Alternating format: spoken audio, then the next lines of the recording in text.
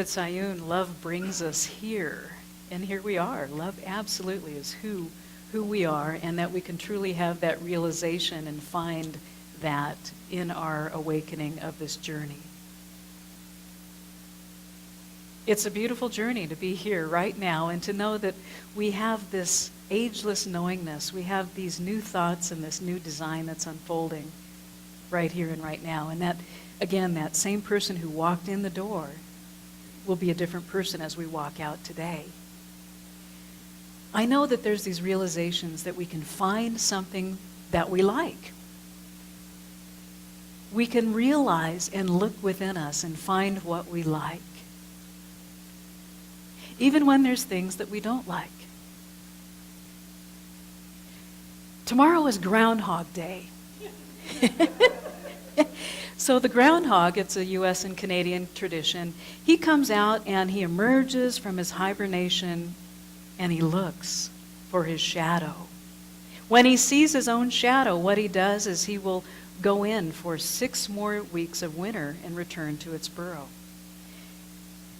If not, early spring's going to arrive, so if it doesn't see its shadow, early spring will be here. And what it does is it causes the groundhog to remain out. So it looks for its shadow and embraces that. And it also looks for the light, and it finds something that it likes, and it moves in that direction. And Super Bowl is somewhat like Groundhog Day. From what I hear, the Seattle's coach practices science of mind and spirit. So I think I'll be rooting for the Seahawks today. And what I've also heard is to let go and let there be New England. Or change your thinking and change your Seattle. Go Packers. Go Packers. Go Broncos. I think I was given things when I moved here to wear orange, so I have a whole collection of orange things to wear for the Broncos. And there was a commercial on last year's Super Bowl, and I'm in great anticipation of what those commercials say today. And it was very moving. There was a whole bunch of people in wheelchairs playing basketball. Did anyone remember that? Yeah. And so they're playing and they're falling over and they're giggling and they're having a good time and they're launching the baskets and moving not toward the end zone, but moving toward the basket. And they were having such a good time.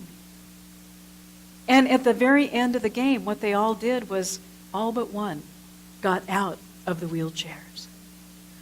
And what the people were doing was adjusting and being flexible and having a good time and finding things that they like to do, to be with their friends.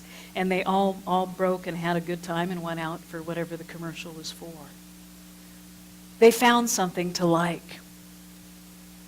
And what we're doing here is we're delving into the science of mind and spirit.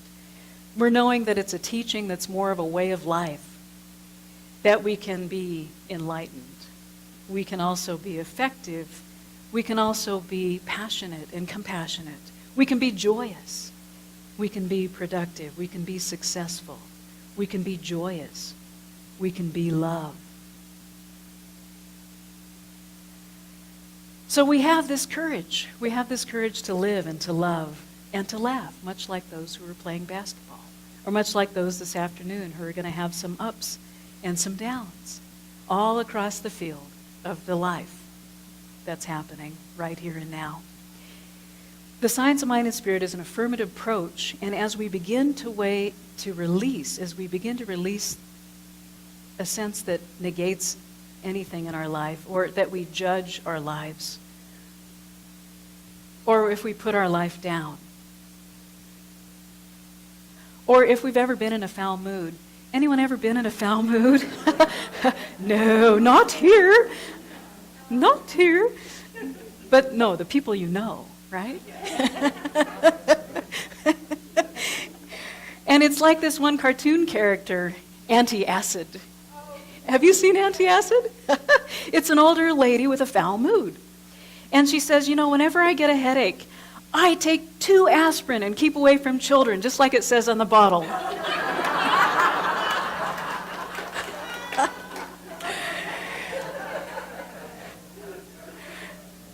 Now, we have a really good youth and family program here, don't get me wrong. And she also says, antacid says, instead of a sign that says, do not disturb, I need a sign that says, already disturbed. Proceed with caution. And antacid also says that, I always offer 2 dinner choices, take it or leave it. And it's much like Marianne Williamson, who I used to do volunteer work with way back when. She says that everything we do is infused with the energy with which we do it. If we're frantic, like antacid, if we're frantic, life will be frantic. If we're peaceful, life will be peaceful. And so our goal in anything becomes inner peace. We can find something to like. In February, we are sowing seeds of love, and it affirms that we are the divine. We are the presence, the power of spirit. It's all life. It's all love. It is everything. Everything has spiritual nature and intrinsic worth.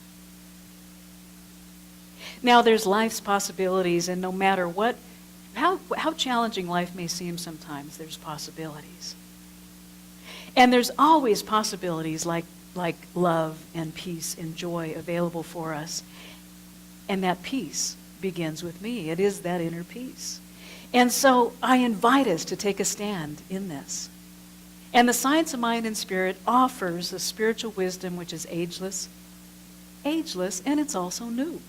It brings together all of the fabric of that which is good. And it is that place where we have spiritual practice of meditation, affirmative prayer, journaling, visioning, selfless service, giving of ourself, of our highest self. And what we find in that is we find that there's a difference between divine intention and human invention. And I know that there's things in our lives that have caused us to believe so much in that human invention. And so what we get to do is to turn within and go within to that silence and the stillness place. And there's a tremendous wellspring that's there. There's a divine spirit, there's a divine impulse, there's the oneness, there's the wholeness. There is that which we are listening to, and that divine, deep inner wisdom. And it's available. It's available for all of us at all times.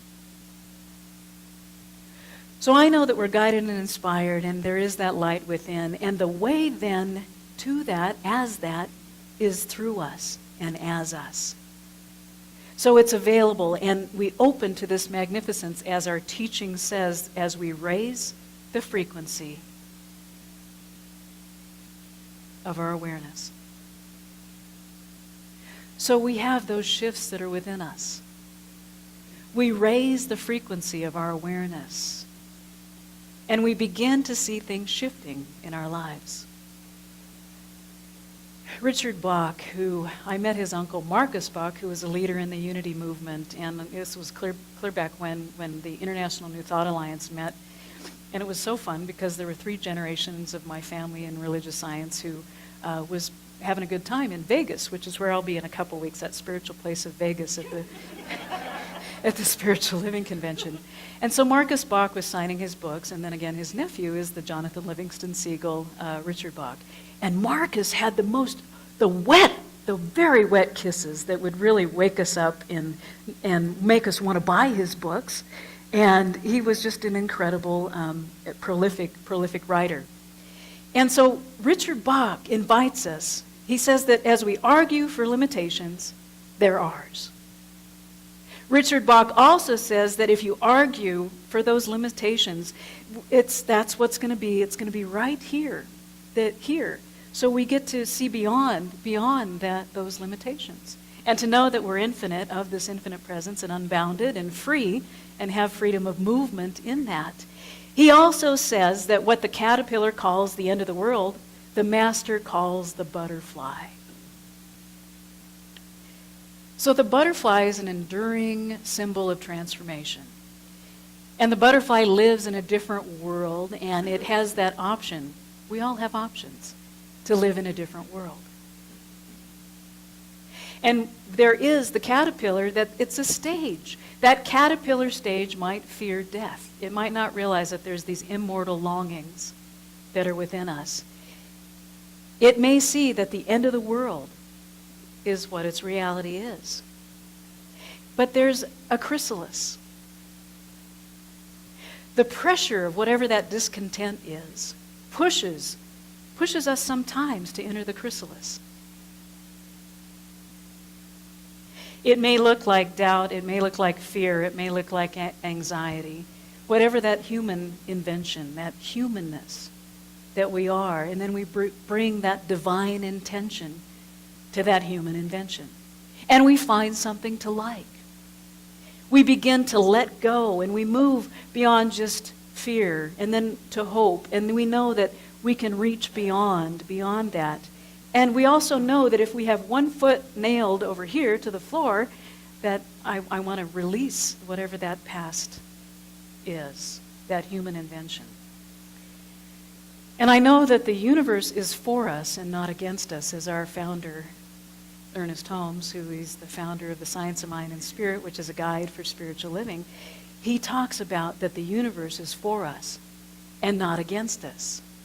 So that we can move forward as that butterfly, and it can be brighter. It can be more beautiful. It can be something greater than we are right now. The greater yet to be. So we begin to let go like that butterfly and know that as we're out of that cocoon, that we can adjust to life in the air. We can look to guidance, and we can also see the meaning and purpose as we adjust to that freer life. So we move from the caterpillar to the chrysalis, which is necessary, to the butterfly. And it is brighter, and we feel lighter and safer. And knowing that the air carries us, and it's a metamorphosis. The metamorphosis carries us. So where are we in our lives in this metamorphosis? Regardless of where we are in our spiritual evolution, we can take a moment to clarify our dreams. We can reach out to a friend if we're feeling a little bit low. We can reach out to a friend and say, hey, I'd like some clarity and direction. Let me have you listen to me. And you can say that, nothing else gets in. It's like being in a capsule, like that caterpillar. Nothing else gets in except this wisdom and this clarity and direction and the giving of that direction, even as Norman already has that guidance as he walks the Hojo, as he walks his peace. There is the inner peace which he is expressing. And there's that sharing that David so willingly gave of his heart. So we can clarify our dreams. We can create awareness. We can empower our highest and best self. We can also discover what resources are available for us, those inner resources and outer resources, knowing that there's an outpouring and an outpicturing of all those spiritual resources, as Joel Goldsmith would call it. We can deepen our understanding, and ways we can do that is to explore our spiritual nature even more and be in affirmative prayer. The universe is absolutely for us, and there's that divine impulse. There's that spiritual impress which expresses. That impress expresses.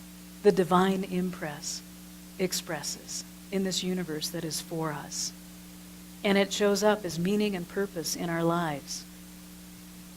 So let's be steeped in that inner peace, steeped in the joy, steeped in that which we shift from whatever that human invention or that caterpillarness might be in our lives as we move in to that deeper understanding and accept this wonderful invitation to a greater life. So we're renewed by the transforming of our mind. There's renewal, there's refreshment, rejuvenation. We get to be a little bit more jovial in that rejuvenation and lighten up like the butterfly and be transformed. So let's dive in. There's 3 steps. 3 steps. The water is warm. We can dive in and we can activate affirmative prayer. We can take inspired action. And we can embrace faith. Affirmative prayer is a tool that Dr. Ernest Holmes gave to us, and we can activate the presence and the power in our lives.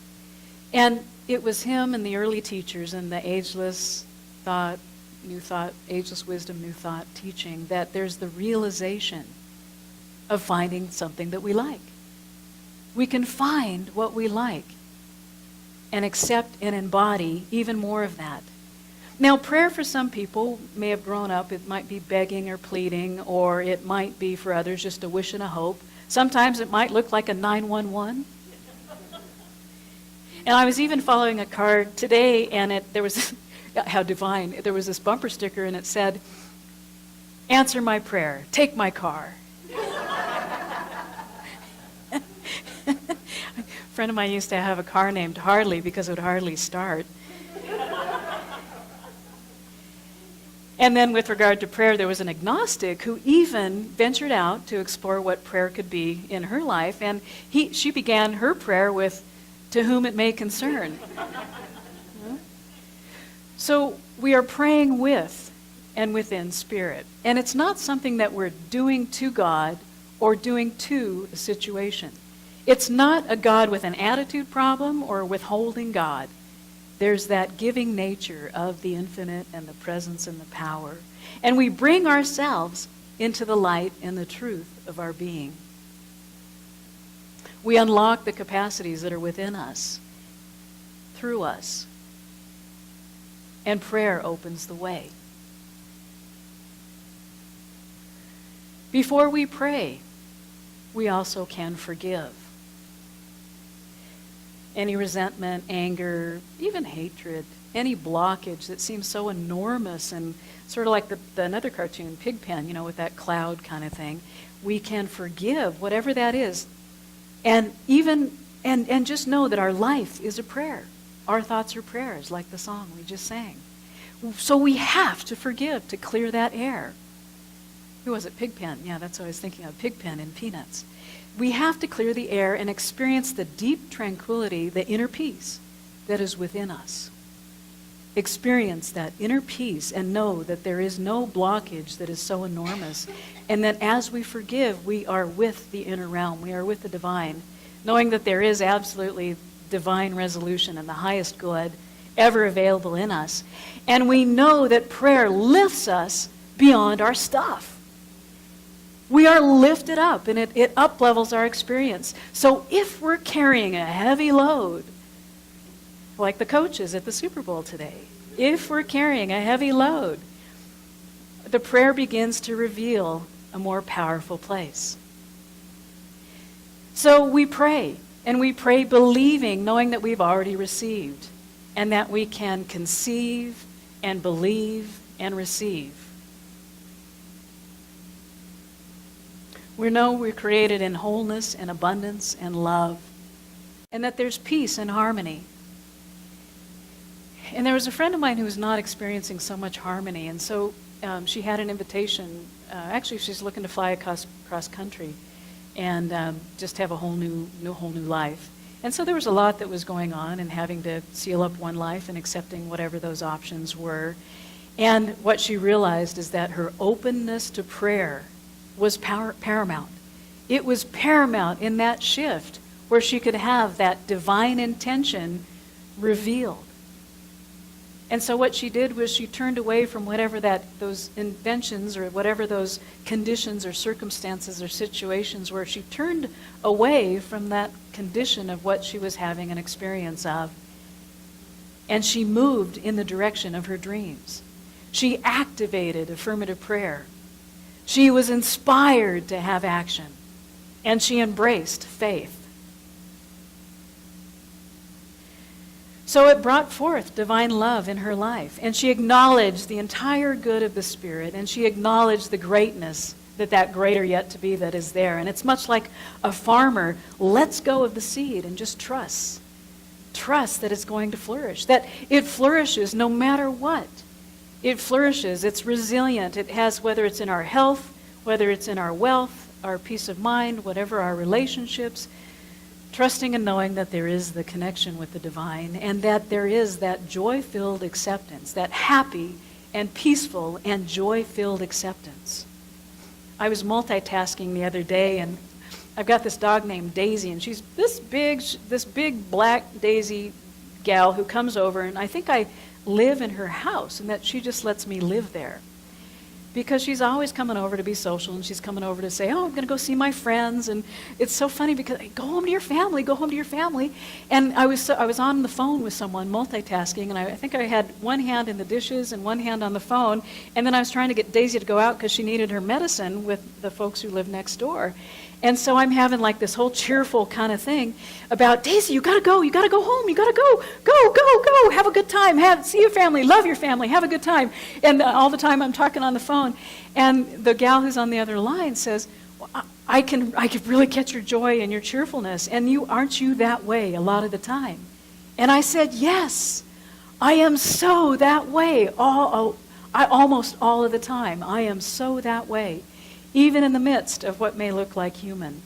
Because I know that there is the metamorphosis, there is that which is the transformation of what's going on that, Daisy needs to really get from point A to point B so that she is healthy. And to have that courage and that encouragement of life, and to live that life fully. So I'm just not stuck in whatever that stuckness might seem like, and that I can find something to like. We can find and realize something to like. So Daisy, she is a place where I can be, my dog's named Becky, but we can be peaceful and happy and have that joyous acceptance of her visits, and at the same time joyfully send her on her way, right? And she's such a love. She's like this big teddy bear. So we can activate prayer in our life. We can inspire ourselves to action. Dr. Ernest Holmes called it treat and move your feet, because the affirmative prayer is called spiritual mind treatment. And that because we're treating our mind to something different. It'd be nice to, like dessert we're going to have today, we're going to have a treat to something different. And it's going to be sweet and delicious. So we can treat and shuffle our feet. We can pray and have some prayer and move our derriere. You said uncensored, right? We can have prayer and move ourselves in that direction. And number 3, we can embrace faith. Did you like the French? Yeah? Okay. Only the front row. Okay. So we can realize that we have, much like Groundhog Day, we have that safe haven of the change of seasons. We have that, no matter what the change of seasons, whether we're looking at the shadow or looking at the light, we have those seasons of our life. And we're going to have some conversations and coffee on Wednesdays, and you're all invited, either at 11 o'clock or 5 o'clock. And I have decaf, too, French roast decaf tea. If you'd like to come, or by appointment, just let me know as far as any conversations that can help animate our prayer life, that we can inspire us to take the best actions toward the highest good in our life, and to embrace faith. So that's what that's about. Just know that there's an open door and an open heart and a connection. So we have those 3 steps. Number 1, to activate affirmative prayer. Number 2, to take inspired action. I had a friend who wanted to be a recliner model. That's when he grew up. That's all he wanted to do, is be a recliner model with the remote control and flip the lever and be in the recliner, much like some of the, but not really. So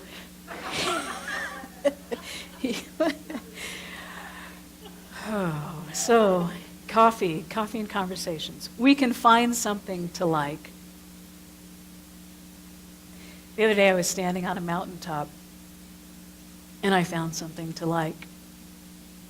It was nice. I'd had some walks with friends and reached out to some nice people and had some good conversation. And I found something to like. And what I heard when I was on the top of the mountain, this inner voice said, "You are loved. You are cherished."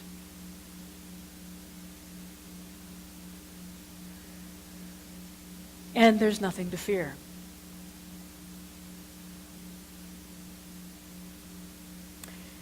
That's what we can build faith on.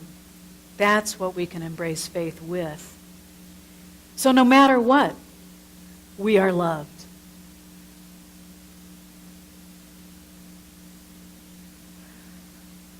Dr. Ernest Holmes talks about peace and poise and power.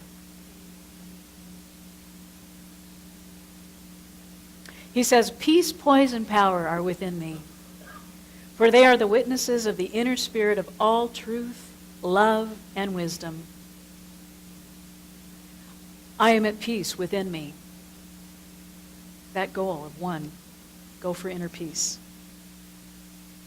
I am at peace within me, and all about responds to that great calm of the inner soul, which knows its rightful place in the all good.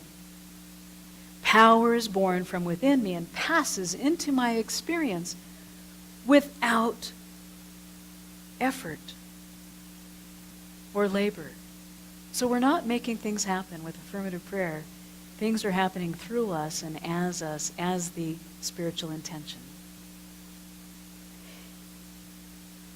I rest in security and peace, for the inner light shines forth and illumines the way. I rest in thee. So let's just take a moment to rest and celebrate and have some goosebumps, and just to know that there is the divine nature which is calling us forward, being led by whatever the beauty is that is inside and everywhere present. There is the loving source and the divine source, which is all that there is. And to have the comfort and the knowingness and the willingness to engage in this thing called life. There is the one life, there is oneness and wholeness, and that there is the abundant joy which is ever available in the divine love. And I know that I'm connected at all times in this unified field of divine love, and knowing that there is the connection for each and every one on their inspirational path, and knowing that there is that which is the animating and activating presence which is ever available in, through, as, and all around each and every one here. And blessing this community and knowing that this greater community is also loved, and that reaching out from our place of inner peace, there is the peaceful essence, the amazing presence which moves forward, and it is beautiful and it is good. And I'm so grateful for this amazing presence, knowing that it is that soothing balm of comfort and love and light, and being in this joyous place filled with grace and filled with ease.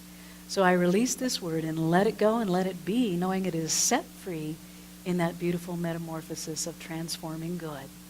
And so be it, and so it is. Please join for a few moments of inner stillness as the practitioners rise.